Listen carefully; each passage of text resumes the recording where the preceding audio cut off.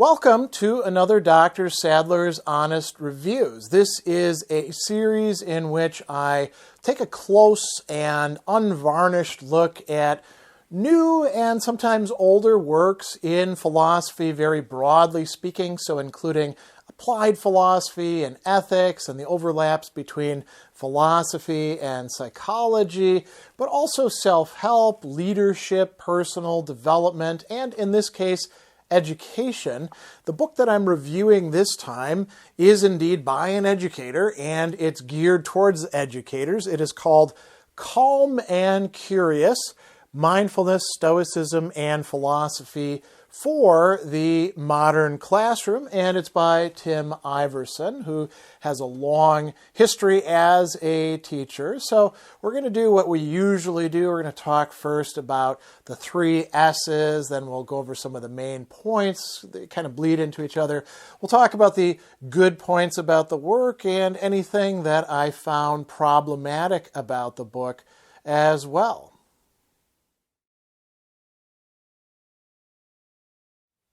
So the three S's are style, structure, and summary. And let's begin with the summary part. This is a very short book. It comes in at around 96 pages total. It's billed as a handbook. As a matter of fact, it says so at the very beginning on page 1. In this handbook, I'll share many of the methods I learned and practiced over the years. I'll share some new ones I created. They range from short mindfulness techniques to full-blown lessons from philosophy and Stoic psychology, as well as tips on self-care for teachers, and it concludes with a list of resources you may find helpful. So, what Iverson is doing there is giving you an overview and kind of a summary of what the book is. If you had to put it in just a few terms, you could say the book is intended to convey to educators, but perhaps also to a broader public. I think this is more readable than just within the field of education. Some of the basics about, as he said, Stoic psychology and philosophy, and where these interconnect with other, let's call them fellow travelers, mindfulness, Buddhism, the cognitive approaches in psychology, emotional intelligence, a few other things get mentioned in there as well. And it is a very practically oriented book. The bulk of it is actually, you could call them lessons or practices or advice if you want, that a person could begin using right away within the classroom and with students. And elementary, middle, high school students, but I think you could also use this for college students or in adult education as well and get some good results. So that's what the book is intended to do. And if you think about the title itself, Calm and Curious, so the mindfulness aspect, or in Stoicism, prosoche, attentiveness, is supposed to help us to be more calm, both as teachers and as learners and as communicators together, but not to stifle curiosity, rather to open up the door to greater curiosity. So I would say that's a decent summary of the book. The structure itself, it's divided up into a number of different chapters. We have an introduction, wisdom from ancient sources, where Iverson is telling us a bit about, what Stoicism is and what mindfulness is and how we can put these together and whether we have to be committed to any particular tradition in a substantive way. The answer is no. Then we have mindfulness strategies, some discussion why mindfulness, what's the point behind it, 8 practices to get you started. The book is full of practices, exercises, whatever you want to call them. Then the next chapter, Stoic-inspired activities. Again, 8 lessons to, get you going. These talking about various aspects of Stoic philosophy. The next chapter, because the third one is actually quite long. If you think about it, it's actually occupying about a third of the book. The next one is mind mapping, and there's some actual mind maps in there that are illustrating it. And then a very interesting chapter, self-care tools for teachers. Probably more needed at this point in time than at any other within our lifetimes, given all the stressors that teachers go through. And then finally, we have this interesting mindfulness scripts for the classroom. 5 practical scripts, which can be read aloud and used as an exercise in the classroom. And then we have this resources for further study and a very short acknowledgments. The resources are actually just 2 pages as well. And one feature I would like to point out. So each chapter begins with something kind of cool. There's, in large script, there's this discussion, in this case, mind mapping. I discovered the art of mind mapping early in my career as a visual arts teacher. It was often a perfect way for me to organize a complex topic. And for classroom projects, it was lots of fun, and most students could be successful on some level. Mind mapping is a way to make a topic easier to wade into, organize, and it's visually attractive. Okay, so there's a little description about what the chapter's about. But you notice there's also this artwork, and that's kind of a cool feature of it. There's also artwork like this that you see, where it's kind of cartoonish, drawn with pencils and illustrating things, lots of terms and that sort of thing. Kind of like a mind map, right? The only other thing we need to talk about is style. So it's written very much to be something like a handbook, lots of little short sections that you can read and come back to. They're all organized, more or less, and, you can go to and from them. It's such a short book that you could easily, read it in an hour or two and then, give it a second reread if you wanted to. And you could bring this, it could be a handbook. Look at how it fits in my hand as well. So that's probably enough about the big, 3 S's. All right, so main ideas of the work. We've already discussed a few of them.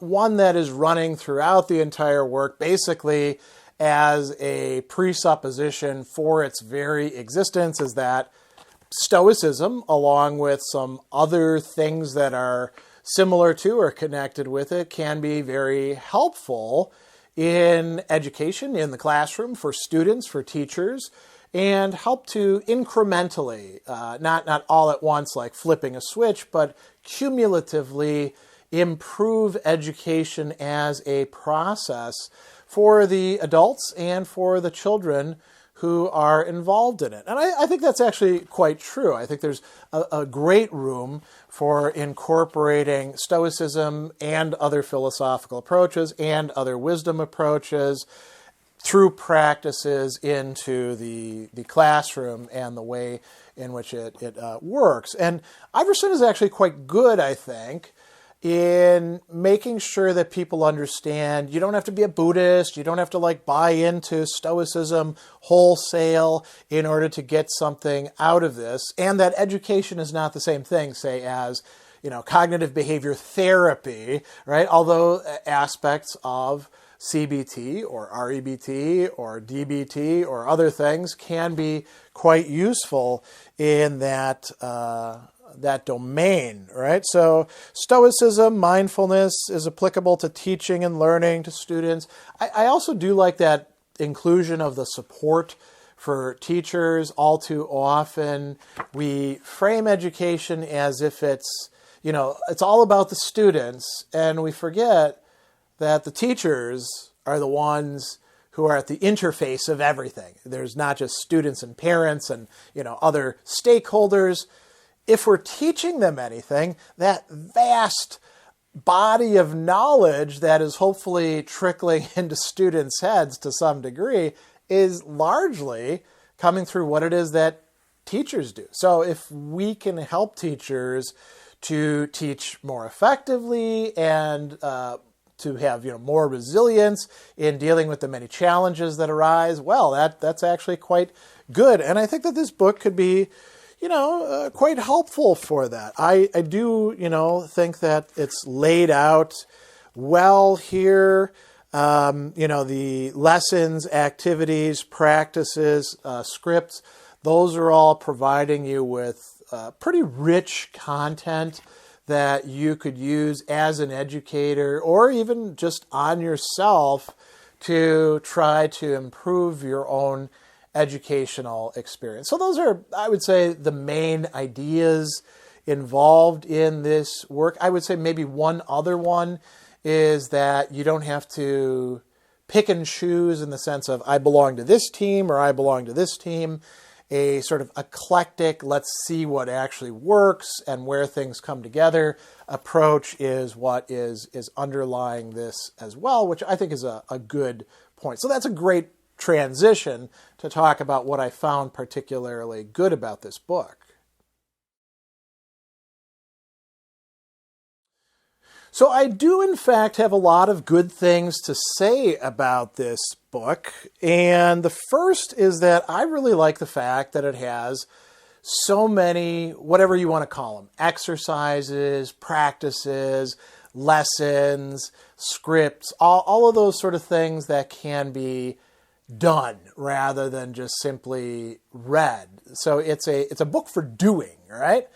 But it's intelligent doing. It's not just, hey, let's jump in here and here's a bunch of menus and recipes. No, it's very thoughtful, and I think that it's pretty well done in how these are connected with each other and aligned with each other. So that's a good point about the book. I will also say on an aesthetic point that one of the things I like the most about this book are all of these pictures, these artworks at the beginning of the chapter. And so I'll just show you several others as well. This is probably my favorite one right here. It's very beautiful, isn't it? And then we have another one that I believe I've already shown you, but I'll show it to you one more time because, why shouldn't we have more and more beauty in our life? Right, this is something that I think, particularly in terms of Stoicism, often overlooked. My second favorite one right here. And then, do we have one before the... Yeah, we do have one. Here's the Mindfulness one. I'm wondering whether we have one before the resources. And the answer, unfortunately, is no, but that's already quite a lot right there. I'm not as big of a fan, I have to admit, of the drawings like these, but some people might actually enjoy that, right? So different strokes for different folks, as we often say. Another thing that I think is actually a strength of the work is that Iverson very clearly is drawing upon, several decades of experience with teaching and with bringing these sorts of things into the classroom. It's grounded in Stoic philosophy in a way that I think is quite helpful. It's not just a let's jump on the Stoicism bandwagon as we see with so many books, right? This is one that's kind of ripened over time, I would say. As I mentioned earlier, this could easily be useful for people of all different walks of life. It doesn't necessarily have to be about education, although, that is definitely the theme. And I think that anybody could pick up this book and get quite a bit out of it and apply some of these things within the scope of their own practice in life and work. So those are some good things. I would also like to single out one particular lesson that I thought was really quite cool. Seeing and describing objectively through art. And, it's got some stuff in here about objectivity that I'm not sure I completely buy into, but I really like this exercise, this activity of having the students looking at a piece of art and, looking at it mindfully, kind of dwelling on it, thinking through it, describing it, then adding in judgments, stories, inferences, likes or dislikes, and this part about extension as well. So I think, there's a lot of cool lessons in here. I think that one's particularly good. I also did like the reference and discussion about the 3 C's moving to the 4 C's. He brings up commitment, control, and challenge, and that each of these is, something important. How does he incorporate these? And then he talks about the 4th C, coaching. A good school system provides lots of opportunities for mentoring and communication between veterans and newer teachers. He says, that's really good, and that's something that I think we should stress is important. You don't just get your degree and do your student teaching and then get thrown into the classroom and boom, now you're doing great. No, education is something that you need to work on over time, and it helps to draw upon other people's experience and reflections and what worked and what didn't work and all of that. So there's, quite a lot of things that I do, in fact, like about this work.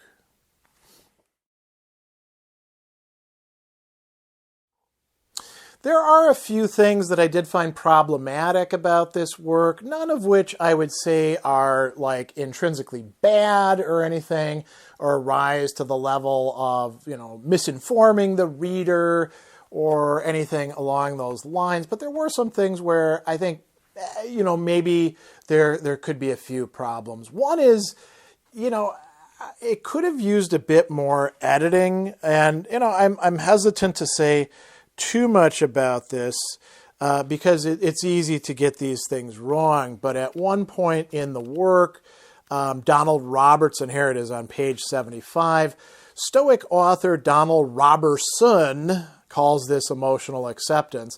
You notice there's a T missing there, and it's actually there in the resources for further study where Donald Robertson's How to Think Like a Roman Emperor is brought up.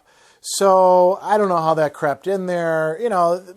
Is that too big of an issue? No, but it does show somebody should have probably copy edited this maybe a little bit more than they did.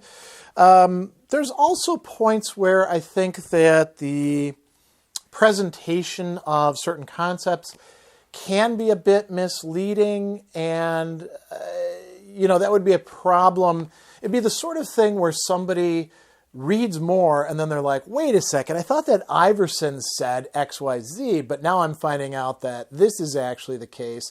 And then somebody would be like, well, yeah, he was oversimplifying there or not giving you a full picture of things. So, some of these have to do with what we could call the modalities of cognitive psychotherapy. He says at one point very early on that CBT was actually an offspring of Stoicism. Well, no, that's not actually right. There's a longer, more complicated story there in which REBT, Rational Emotive Behavior Therapy, which again is not an offshoot of Stoicism, but incorporates some, is there first, and then CBT, Cognitive Behavior Therapy, is going to come out of that. So it's not an offshoot from Stoicism. And as a matter of fact, most CBT people don't know much about Stoicism or even really about the origins of their discipline anyway. So that can be a little misleading. Calling rational emotive behavior therapy a type of cognitive behavior therapy, which Iverson does on page 8, that's clearly wrong. REBT and CBT are not types of each other. They're actually, you could say, species within the larger genus of cognitive approaches. There's definitely connections there, but if you wanted to talk about the origins of things, REBT is first, cognitive behavior therapy comes after. So REBT is not a type of cognitive behavior therapy, although it is a cognitive approach. There's a discussion about mindfulness in the East and being tied to the Eightfold Path. It was part of an overall training called the Eightfold Path. Well, that's a little misleading. Yes, Buddhist mindfulness is definitely part of the Eightfold Path that is absolutely central to Buddhism, the fourth noble truth. But that's not all the mindfulness that exists in non-Western philosophy. There's this entire vast religion called Hinduism in which mindfulness plays a significant part. And there's others as well. I mean, we could talk about Taoism. So it's not always tied to the Eightfold Path. Again, not completely wrong, but could be a little misleading for readers who don't know that much about it. Similar kind of little mixing things up in terms of emotional intelligence. This is on page 15. Iverson says, mindfulness is also being seen as a key component of emotional intelligence, EI. The field of emotional intelligence, sometimes abbreviated as EQ or emotional quotient, has grown over the last 2 decades. No, EQ is one thing within the scope of emotional intelligence. It is not what emotional intelligence is abbreviated to. So I'm not quite sure where that's coming from.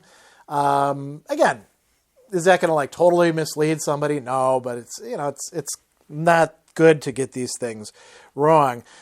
There's another thing specifically about Stoic philosophy that I thought is a little bit off, and that's this discussion of the dichotomy and trichotomy of control. It is true, as he says, that one of the foundational concepts of Stoicism is called the dichotomy of control, not called so by Epictetus. You would kind of get that impression from this, and he doesn't actually explain what is, according to Epictetus, in our control and not in our control. He just says some things are within our power, others are not. And so, that's, I think, a little bit of a problem. And then he'll tell us afterwards, contemporary Stoics talk about the trichotomy of control. The TOC recognizes there's gray areas where we may be able to have some influence on an outcome without having total control.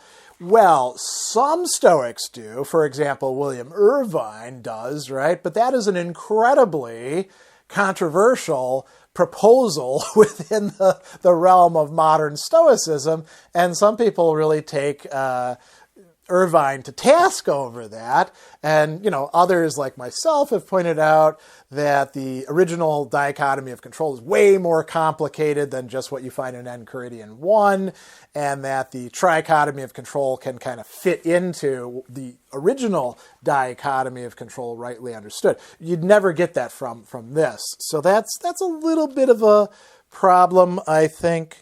We also have a brief reference to maxims. I kind of wish that Iverson had said a little bit more about this because, he is right.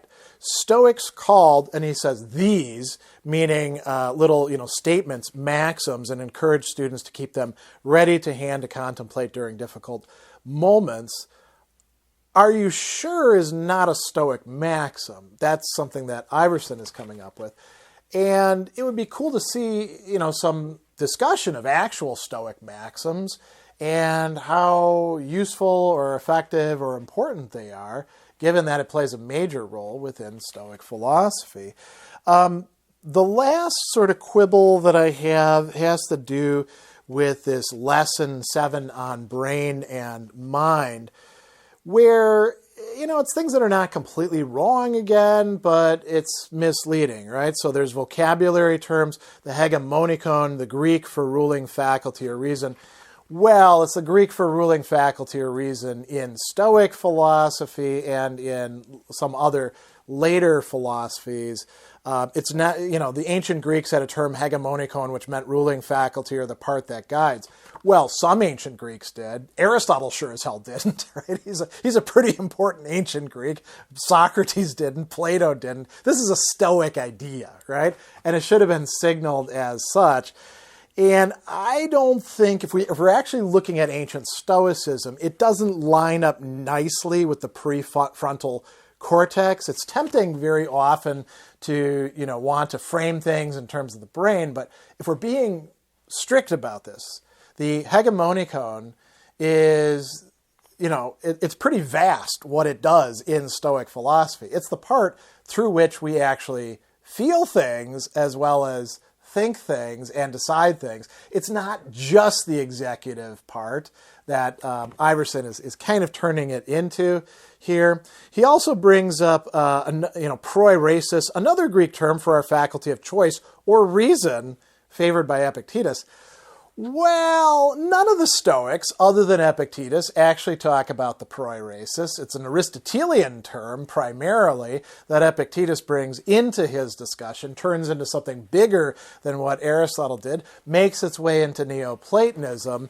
It is, it's funny here because Epictetus, one can provide a good argument for this, that for Epictetus, the hegemonikon, the ruling part, the rational part, the logike, right, and the proiresis are all actually the same thing, right? So technically speaking, Iverson would be right to say another Greek term for our faculty of choice or reason, right? Yes, not the way that most people using proiresis actually used it among the Greeks, so kind of wrong and kind of misleading.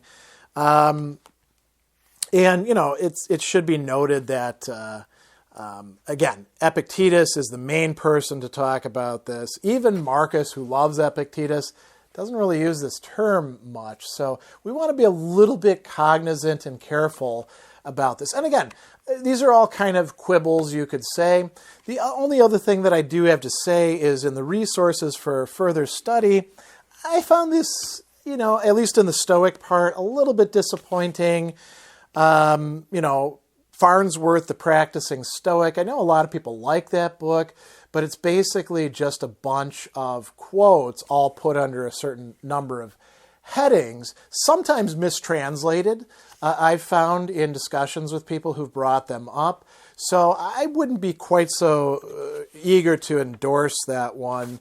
And I was, quite surprised that we get, instead of the actual Epictetus, just a reference to Lebel's Art of Living, which is okay, but is actually a source of a lot of misleading misquotations of Epictetus on the internet. There is no, despite referring a lot to Epictetus in this, he's not on one of the recommended works. There's the Hayes translations of Marcus Aurelius's Meditations, which is decent. Then there's Seneca's Letters from a Stoic, the Penguin edition from 1969. We've got more recent editions, including, the much better University of Chicago one, which this is what I would actually recommend. Letters on Ethics, if we're going to do that. And then, there's a few other people being recommended in here who I have no problem with, Donald Robertson and Pigliucci and Lopez, Chris Fisher's little article on prosoche. But is this, if I were putting this into somebody's hands and saying, hey, if you want to learn about Stoicism, these are the recommended texts, I think it could have been a little bit better put together. So those are, again, all kind of at the level of quibbles, not like damning condemnations of the work. There is a lot that I think is quite good about this, but there are these problematic aspects as well.